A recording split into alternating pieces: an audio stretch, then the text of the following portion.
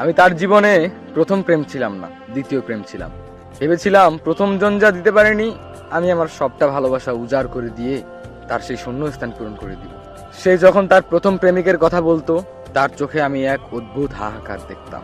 সে বলতো তাকে পাওয়ার জন্য সে কতটা পাগল ছিল। সে বলতো কিভাবে তাকে পাওয়ার জন্য দুনিয়ার সাথে লড়াই করত, কিন্তু ভাগ্যের এই নির্মম পরিহাসে তাকে পায়নি।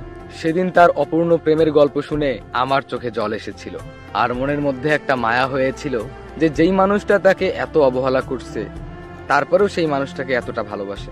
আর আমি তাকে খুব ভালোবাসি, নিজের থেকেও বেশি ভালোবাসি। তাহলে অবশ্যই আমাকে আরো বেশি ভালোবাসবে। এই একটি ভুলের কারণে আমার জীবনে বড় একটা কালবৈশাখী নেমে এলো। আমি বুঝতে পারিনি যে মানুষের হৃদয়ের প্রথম ভাগটা ভেঙে গেলে পরে আর অন্য কারো জায়গা হয় না। মানে এই মনে যদি একজন ঢুকে, সেই জায়গাটা আসলে কোনোদিনই সে চেষ্টা করে নিতে পারে না।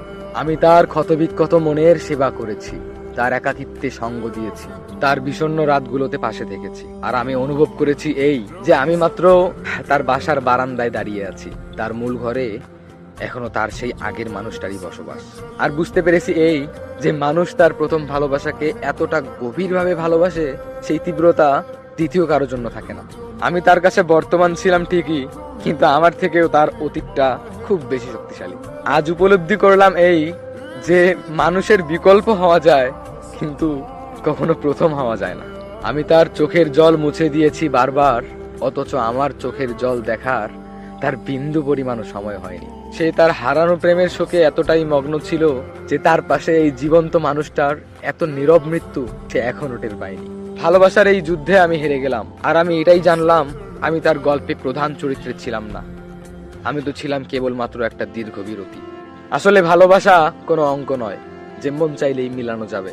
কিছু কিছু মানুষের কপালে ওই দ্বিতীয় মানুষ হয়েই থাকতে হয়, এক বুক দীর্ঘ শ্বাস আর এক আকাশ পরিমাণ অবহেলা নিয়ে। স্মৃতিরা বেঁচে থাকে, মানুষরাও বদলে যায়, কিন্তু আমি বদলাতে পারিনি। আমি শুধু রয়ে গেলাম সেই অবহেলার সাক্ষী হয়ে।